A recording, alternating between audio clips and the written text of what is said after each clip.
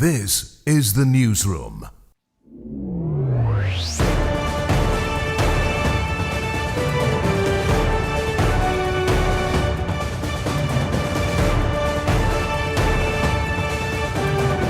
This is the newsroom for Friday, February 13, 2026. We're broadcasting to you on E1, SKAR TV, MTN and TARZEE TV in Bartica. In the headlines, regional allocations in focus ahead of Budget 2026 approval, new ENet Intern program launched at Queen's College, new local content portal to slash processing time for applications. In tonight's feature, we tell you about bariatric surgeries, a new pathway to weight loss, and in sport, Minister Ramson envisages multi-sport future for Bayroc National Stadium and Football Federation keen on achieving sustainable growth across football ecosystem.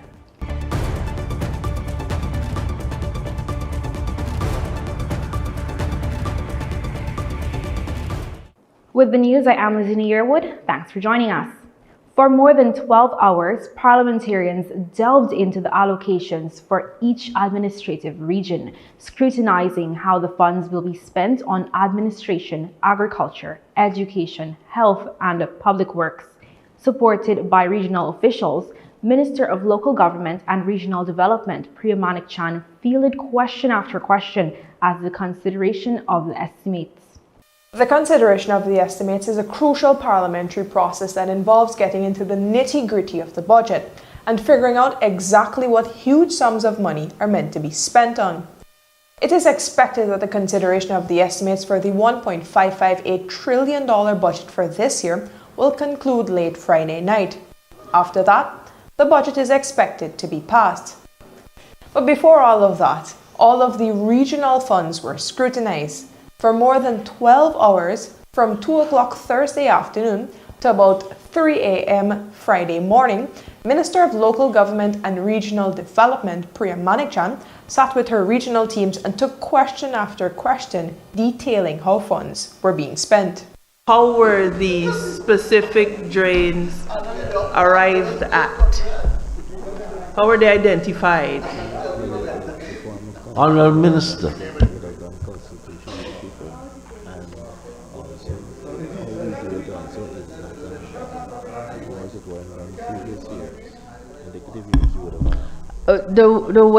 The same process that I described earlier that is employed to getting to the place where work is done, and that is consultation with residents and then a prioritizing of that have been previous work done. This is actually a result of work listed by the previous council, I am told. But it came down the list, so there was work that was done before in previous years, and this is what's remaining. Well, this is some of what's remaining. Thank you. Please remember also that, like I've said for every other region, that what you see here for drainage is going to go to Region 10, but it is not the only money that will be expended on drainage and building roads and bridges in Region 10. There are provisions under the Ministry of Public Works, the Ministry of Housing, the Ministry of Agriculture, or to be more accurate, the National Drainage and Irrigation System Authority, as well as the Regional Authority. Minister Manik-Chan took questions about money going into each of Guyana's 10 administrative regions, particularly in the areas of regional administration and finance, healthcare, education, agriculture, and public works. So there were announcements that new farm-to-market roads in Region 5 would be built and that drainage works were a huge focus in the $15.8 billion allocation for Region 4. As she spoke about the projects in each of the 10 administrative regions, an important announcement was also made. And the regional councillor stipend have increased from $30,000 to $50,000. And so you're going to see an increase in that line to cater for the payment of the increase in the stipend for regional councillors. Now, I want to be very clear, that is not only for Region 4. I haven't been asked the question before, but that is for all councillors, regional councillors across the country. So let me repeat that. Regional councillor stipend increase is going to be increased from $30,000 to $50,000. Yeah, that's something worth clapping for.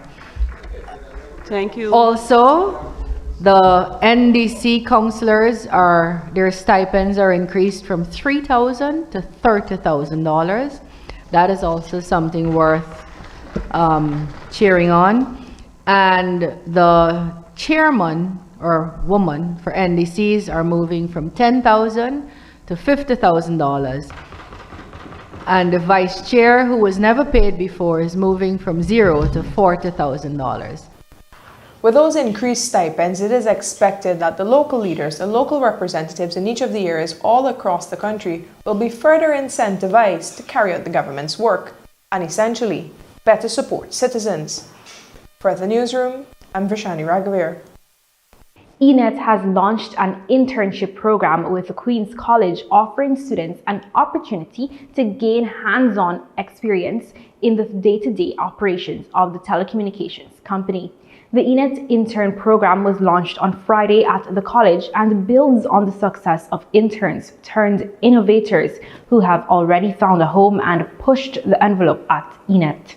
This is the first formal internship program that ENet would offer, and we are partnering with QC. It would be for people leaving just after CXC, so while you're waiting on results, come see what the real world looks like, see what a good work environment looks like, interact with people at all different levels at ENet. Obviously, there's customer service, there's people that work on the field, there's the tech side, there's marketing, there's so many things happening there. Guys, take this opportunity, because you never know, this one opportunity with ENet can actually be a gateway to a life-changing journey that takes you all over the world. I never imagined when I joined ENet as an intern, I'd be given the opportunity to travel, discuss technology at the global stage in San Francisco, which is Silicon Valley, the heart of technology for the world.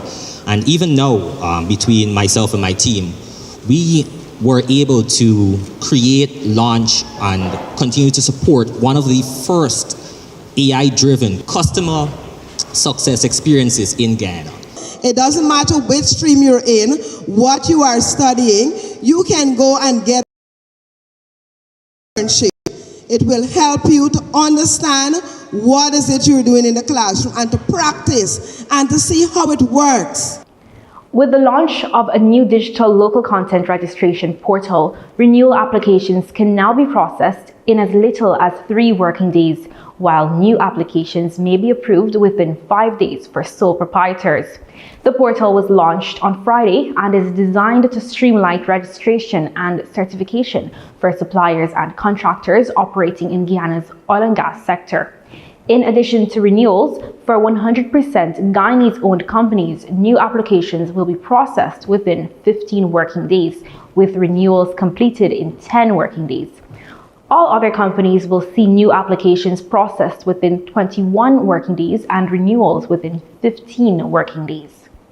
This local content portal will be a game changer, and we anticipate that in the beginning stages, we want to work with the stakeholders to understand any challenges that they might have, any issues that they might encounter, so that at the end of it all, we have a system that's fit for purpose and that is serving the goal which we're trying to achieve, which is faster, more efficient, secure, transparent, and predictable approach to dealing with local content applications. And in a nutshell, we hope that this new portal helps to streamline the application process, and it helps to bring greater clarity and efficiency to all persons involved. So these are Guyanese nationals and Guyanese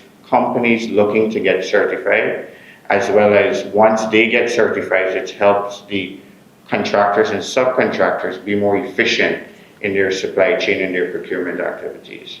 And the hope is, once we get this right, that we will then transition to seeing how we can streamline the reporting aspect of it. So this might be music to the ears of the SBMs and the MODEX and the EMGLs. I see Technip smiling. So the idea is to ensure that the entire implementation of local content is done efficiently and effectively, and it's fit for purpose. Personally, as Minister of Natural Resources, apologize for delays because many companies have been reaching out to me with regards to delay in renewal, with regards to delay of the issuance of new certificates. And yes, registering over 1,200 businesses in such a short period of time obviously requires a lot of resources, especially personnel. Right now, the local content secretariat, and this is the reason why we are moving towards the portal, because they were very taxed with the amount of application coming in.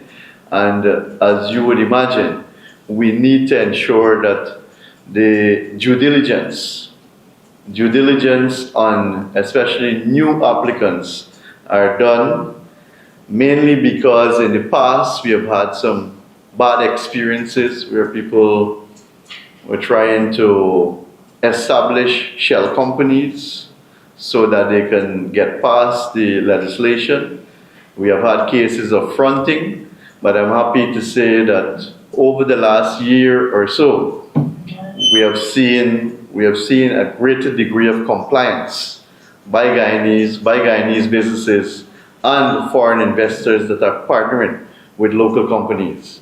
The University of Guyana on Friday formally installed Sir Ronald Sanders as its 11th Chancellor during a ceremony held at the George Walcott Lecture Theatre, Turkine campus. My first words must be an expression of thanks. I thank the University Council for selecting me as the 11th Chancellor of this distinguished institution. It was a defining moment for Sir Ronald Sanders as he was formally installed as the 11th Chancellor of the University of Guyana, marking a new chapter for the institution. He was recognized and warmly welcomed with tributes underscoring his extensive diplomatic career and regional leadership. In his address, Chancellor Sanders underscored that free education must never be confused with inferior standards. National expectations have risen. Global competition has sharpened. In such moments, a country's future is not secured by resources alone. It is secured by what its people know, how quickly they learn, and how effectively they apply knowledge. He praised the university's expansion into virtual learning, describing digital education as an equalizing force in a country characterized by geographic distance and diverse communities. President Dr. Irfan Ali, who spoke at the ceremony, agreed that the university must translate research into innovation and tangible national value, positioning higher education as a central pillar of Guyana's long-term prosperity. Today, I offer profound appreciation to Sir Ronald Sanders for accepting this high calling as our university's 11th Chancellor. He is more than eminently qualified to hold this position. His long and distinguished career in diplomacy, scholarship, and public service makes him more than ably qualified for the post. The nation requires a national university of strength and stature, one that will supply a continuous crop of highly trained and skilled graduates across every discipline to propel and sustain our development. Over the years, Sir Ronald Sanders has built a distinguished career in diplomacy, academia, and public policy. With an influential voice in Caribbean affairs, regional integration, and international development, he has consistently advocated for small states within the global system, championing issues such as climate resilience, economic equity, and multilateral cooperation. For the newsroom, Lazini Yearwood. Children's matrimony competitions get underway. More when the newsroom returns.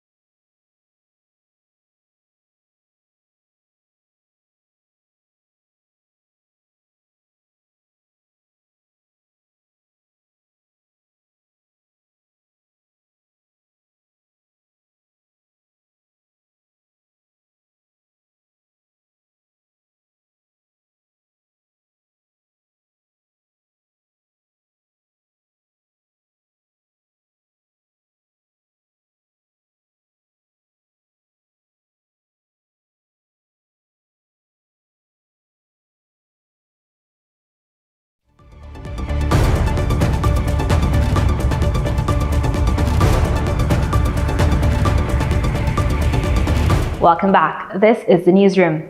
The Guyana Police Force has rolled out thousands of new technological tools as part of an aggressive crime-fighting strategy that is already showing measurable results. At the recent opening of the force's annual Officers Conference, Commissioner of Police Clifton Hicken revealed that 5,384 body-worn cameras have been deployed nationwide and the 58 CCTV cameras were installed. Today, policing is no longer defined as a tradition alone. It is driven by technology, innovation, and leadership that is anchored in legitimacy and accountability. Operationally, we've expanded smart policing and regional command centers in regions 3, 5, 6, and 10, establishing 18 ZARA centers to strengthen digital legitimacy, deployed 5,384 body-worn cameras and enhanced transparency, rollout of 58 CCTVs and 109 digital workstations. This is what modern policing looks like: digitization and accountability. And the results speak for them. This is shown in our crime-fighting capabilities. We saw CS crime, as alluded by admin, minus 25%, and just to give you, currently we are minus 23%. With clear-up rate now approaching 60%. Reporting a crime could soon be as simple as using a smartphone, President Dr. Irfan Ali has announced, as the Guyana Police Force moves to a fully integrated e-reporting system. At the opening of the Guyana Police Force Annual Officers Conference, President Ali said the new platform will allow anyone to report a crime from their phone. The system will also track police response times and overall performance. Another sore area is reporting of crime. We're living in a fast-paced society, and we also have to change the mechanism of reporting crime so that we can have the proactive policing. So we're going to design on our platform an e-reporting form, simple form, that anybody can report a crime from their phone.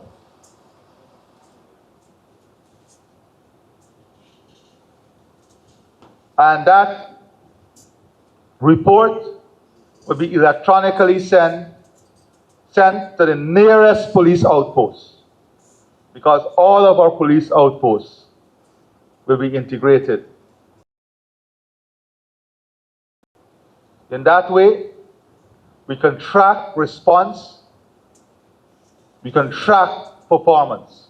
Modern policing requires technology-backed systems to create predictive modeling.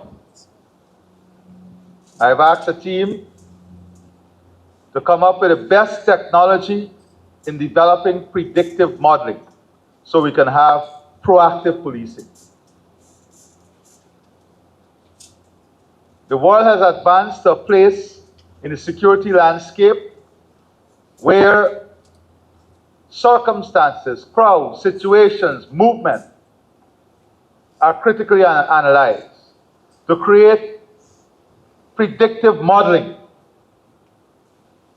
and to allow for proactive policing. We don't want only a highly effective and efficient police force in response. We want a highly effective and efficient police force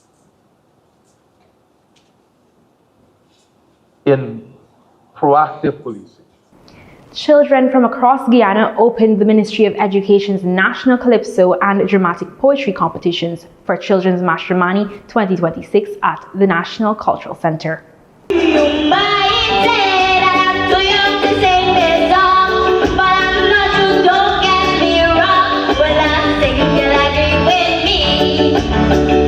The competitions, organized by the Ministry of Education's Unit of Allied Arts, also introduced a new digital scoring system, delivering accurate results in record time. And don't be shy about it. Don't ever be shy about your talent and your creativity. All kind of thing we know about about this beautiful country. This Guyana here, our home. We got 85% vast rainforest. Once you are doing something positive and your talent is bringing out that positivity and carrying a positive message, you keep going with it.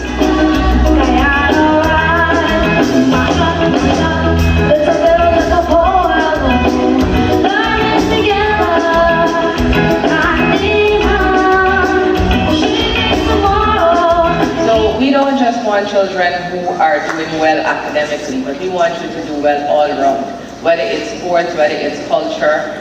Among today's winners were Zali James of Santa Rosa Primary, 8 to 10 Calypso, Tatiana Ben of Tutorial Academy Secondary, 11 to 13 Calypso, and Atia Mohammed of Zeeburg Secondary School, 14 to 18 Calypso.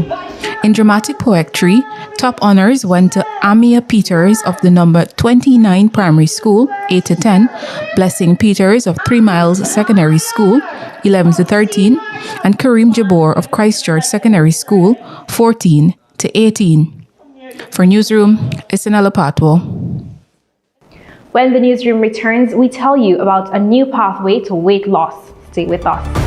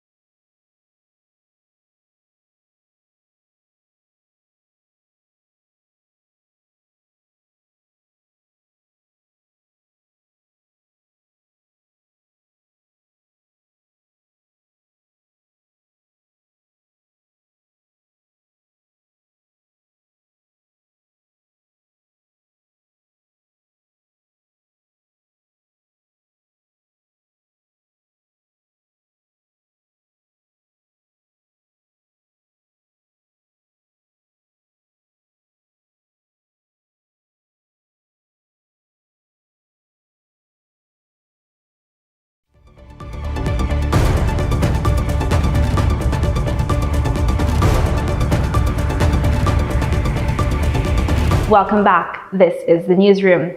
Bariatric surgery is fast becoming a life-changing option for those struggling with obesity. The procedure reduces the size of the stomach, helping patients eat less and lose weight steadily.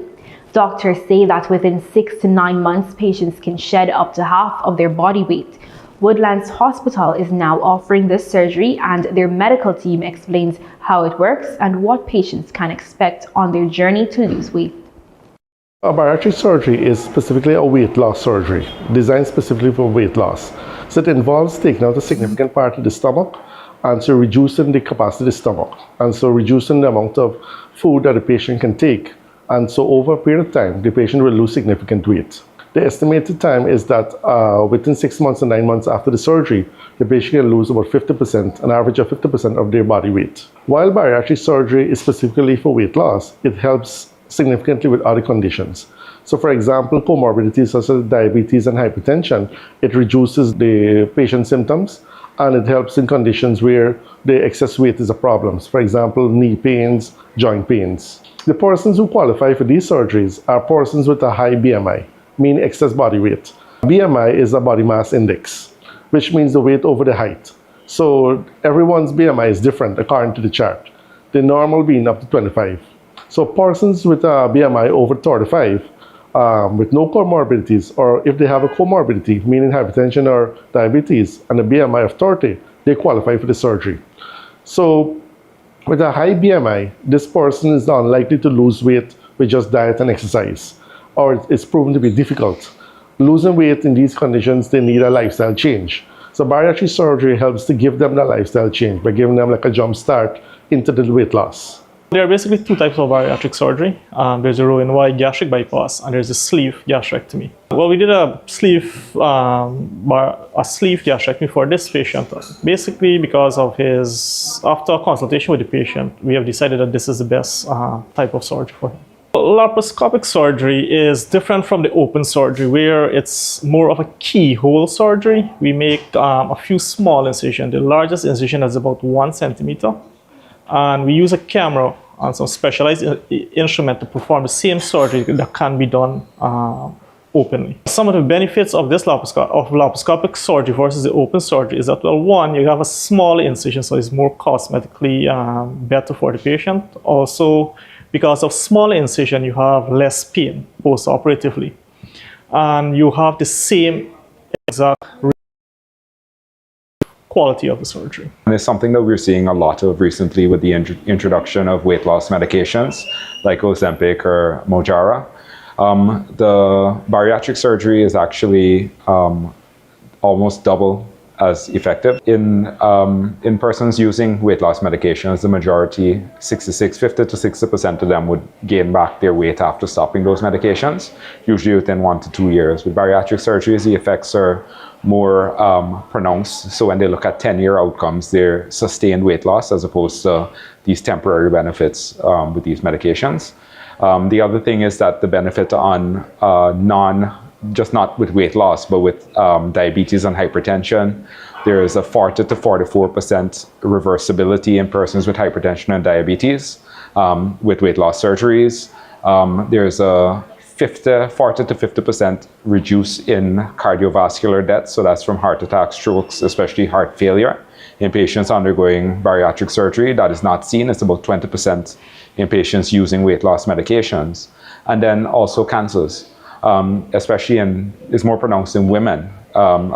There's a 30 to 35% reduction in breast, ovarian, and endometrial cancer in patients undergoing bariatric surgery, because there's a big inflammatory component with obesity that can contribute to these things. I am one of the patients and the first patient at Woodlands Hospital to done the bariatric surgery, and that is a gastric sleeve.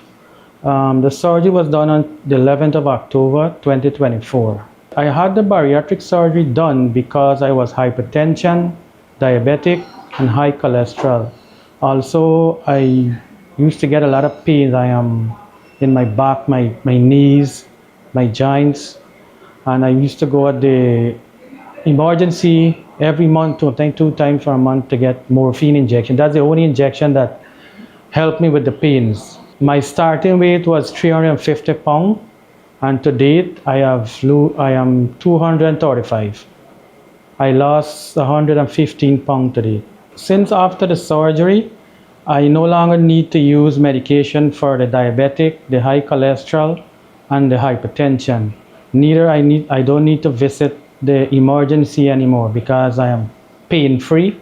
So the process starts with a consultation with us, the surgeons. So we do a full clinical assessment and we order some baseline tests, including blood tests, a chest x-ray, a heart test. Now, our approach is deliberately multidisciplinary, meaning, well, WHO has defined obesity as a chronic illness, and so no one doctor should be treating it alone. So we have the internist involved, that's Dr. Gobin, and he would do assessments and evaluation of all the obesity-related complications and help to optimize those conditions. We also have a nutritionist involved who would plan your diet pre-operatively and post-operatively. A psychological evaluation is also warranted in all of these obese patients that require bariatric surgery. And the final persons that you would see is the doctors that put you to sleep, who are the anesthesists. And after you would have been cleared by this multidisciplinary team, then you're approved to go ahead. After about 2 years, that you can actually regain weight if you don't supplement the surgery with your diet, with your exercise. You need to implement healthy lifestyle, healthy dietary plans, as well as physical activity into your into the weight loss journey. To start the process, you just need to come into Woodlands Hospital, you make an appointment to see the bariatric surgery team, and we take it from there. When the newsroom returns, the financial, weather, and abridged reports, along with sport news. Stay with us.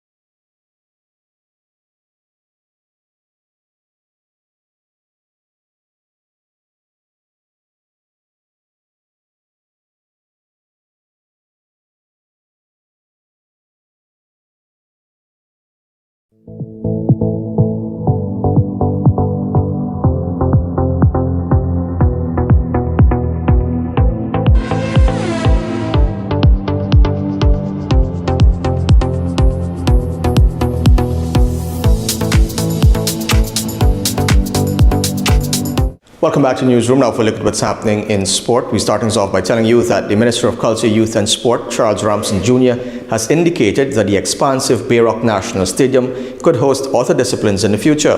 While not committing to any specific investment at this time, he noted that other popular sports in Linden, such as futsal, basketball and beach football, could have a future within the facility's compound. The new facility was commissioned earlier this month with great fanfare, ushering in a new era of accelerated talent development in Linden. In the coming months, another multi-purpose facility will open across the river at Mackenzie. Yeah, we're starting to now put our thoughts towards that. I didn't want to do any movement or in terms of our units in the ministry towards conceptualizing additional projects until we got the big one done. Obviously, the main things would be okay, we just built a huge parking lot and there's a beach football area that we rehabbed that stays. But obviously, there's a growing appetite for futsal. I can easily see futsal court being added here. I could easily see a basketball court added here. So, but that's not something I'm saying that I'm committing to in this moment. But in terms of the vision of how it can expand, I can easily see this becoming a multi-sport center that we can do a lot of things here easily. By about November of this year, you will have another stand that will go end to end that is installed. So I don't have to go and do any construction work, thankfully, because then you're talking about a lot of time that's going to be taken up. This one is purchased, put together and installed. Those ones won't come with a roof because they have the roofs here on the other side and not all stadiums have that. Bucket seats as well. So you'll get a whole big section of stands coming to the other side and that will help. I mean, this is just the first game and you see how the stadium is already, it's packed out. It's packed out, so it'll need more accommodation for seating. Now, what you should see in the future too is that by next month, we'll be ready to open Anna Regina. That's going to be another major and exciting opening of a facility. I said that this year is going to be the year of the opening, and we're looking to do one every month, at least up until maybe. And the former parliamentarian German Figuera has hailed the newly commissioned Bayroc National Stadium as a transformative force that will unearth a plethora of talent across Wisma and its surrounding communities. Speaking after the official opening of the billion-dollar facility, Figuera expressed confidence that the presence of a world-class venue in Region 10 would serve as both an inspiration and professional platform for the town's youth. By situating the National Stadium in Wisma, Figuera believes that the government has tapped into untapped sporting potential. He predicts that the availability of the synthetic track and a professional-grade football pitch will lead to an immediate surge in participation among school-aged children and club-level athletes. But what it will do, it will magnify what is already there. And it provides an opportunity for the discovery of new talents. Because like you said, we do so much with little. Now that the government is investing tremendously in the development of facilities for sports throughout the country, I believe Region 10 will show its dominance in athletics, in football, in cricket, because the Mackenzie Sports Club ground is soon to be open, where it will also cater for the play of football and cricket. And I am confident that we will be in a position with the facility that has been afforded to us right here in Linden to host international meets, and giving the cricketers and young athletes an opportunity to see what the facility can offer by bringing these athletes, and more so encourage them to aspire for greatness. So around this community here, Block 22, Wisrock, 1 Mile, Andyville, Prosville, a number of schools are at Wismo. Most of the footballers are at Wisma. Most of the basketballers are at Wisma. Most of the secondary schools are at Wisma as well as the primary schools. So Wisma is well equipped for the growth of the talent that exists here, and I'm confident that with this new facility and the continued investment that the government will bring in training coaches and training the teachers at the schools, we will be able to identify a plethora of new talents, and I am confident. Football news now. The Guyana Football Federation has reaffirmed its commitment to a financially prudent and strategically balanced investment approach that strengthens domestic football while responsibly meeting the Federation's expanding international obligations. As part of its 2026 operational planning and budgeting framework, President Wayne Ford and the GFF Council have placed strong emphasis on achieving sustainable growth across the football ecosystem. According to a press release from the Guyana Football Federation, the GFF, this approach responds to CONCACAF's increasingly intensive competition calendar while prioritizing the long-term development and competitiveness of the domestic game. Central to this strategy is the introduction of the Elite League Cup, which forms part of the broader restructuring of elite domestic football. The competition is not a standalone initiative, but a component of an integrated framework designed to increase competitive opportunities, enhance player exposure, and elevate performance standards among elite league clubs. The Federation said that from the 2026 season onward, elite league clubs will participate annually in 4 major domestic competitions. Those are the Elite League Cup, the Federation Cup, the Elite League Season 8, and the Super 16, which is the Federation's marquee end-of-year competition. This structure, the GFF said, establishes a year-round competitive environment, significantly increasing meaningful match exposure and improving readiness for national team selection and international competition. Within this model, the GFF has implemented a balanced price structure and investment framework across all elite competitions, prioritizing sustained participation and competitive continuity over isolated financial outcomes. The objective is to expand the volume of high-quality matches, strengthen scouting visibility, and promote long-term sporting value and sustainability for elite league clubs. In total, the GFF said it will invest approximately $70 million Guyana dollars annually across competitions involving elite league clubs, supported by a cumulative estimated prize pool of 18 million Guyana dollars. This domestic investment strategy, the GFF added, operates alongside the Federation's extensive international responsibilities.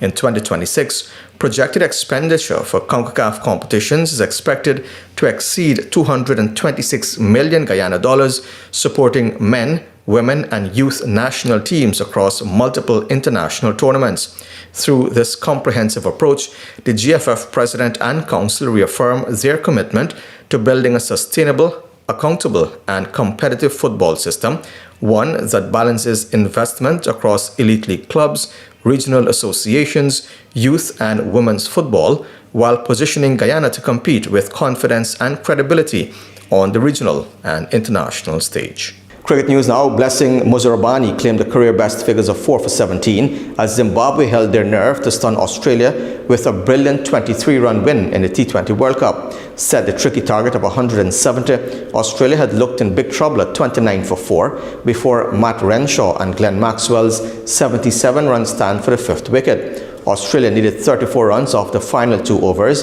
but when Renshaw was caught for 65 after he skied the superb Muzarabani with 8 balls remaining, the game was effectively up as they were bowled out for 146. Earlier, opener Brian Bennett's unbeaten 64 of 56 balls featured 7 fours, but came at a strike rate of 114 as he played the anchor role in Zimbabwe's total of 169 for 2. The result leaves Group B delicately poised after 2 games apiece, with Australia 2 points behind Zimbabwe and Sri Lanka, who faced the Australians on Monday. And Aryan Sharma hit an unbeaten 74 as United Arab Emirates, the UAE, bolstered their remote hopes of qualifying for the T20 World Cup Super 8s with a tense 5-wicket win over Canada. Canada looked well placed to defend their total of 150 for 7 with 4 overs remaining, only for Shoaib Khan to reignite UAE's chase when he took 17 off Delon Heliger. UAE needed 8 runs of the final over, and Sharma settled any nerves when he clobbered Jaskaran Singh's first ball for 6 over mid-wicket. Khan was then caught after a blistering 51 of 29, including 4 sixes with the score level. Earlier, Junaid Siddiqui had picked up the best figures by a UAE player at a T20 World Cup with 5 for 35 at the Arun Jaitley Stadium in Delhi. Harsh Thakur, who struck 3 sixes and 2 fours in a 41-ball half-century, had provided a backbone of Canada's total. And USA thumped the Netherlands by 93 runs in Chennai to register their first win after 3 games in Group A. Batting first, USA piled up an imposing 196 for 6 with Syed Jeta Mokalala hitting 79 from 51 balls and Shubman Ranjani making 48 not out of 24. Bas de Lead took 3 for 37 for Netherlands, who were shot out for 103 in 15.5 overs, with de Lead making 23 and Scott Edwards 20 being the other leading scorer. Harmeet Singh took 4 for 21 to lead USA's bowling effort, while Shadley Van Shalwick picked up 3 for 21. And with that, we've come to the end of the news for this evening. Of course, you can find updates on these and other stories on our website, newsroom.gy, on all social media platforms. On behalf of the entire news team, I'm Ramson. Thanks for watching. Do have a great weekend. See you back here on Monday.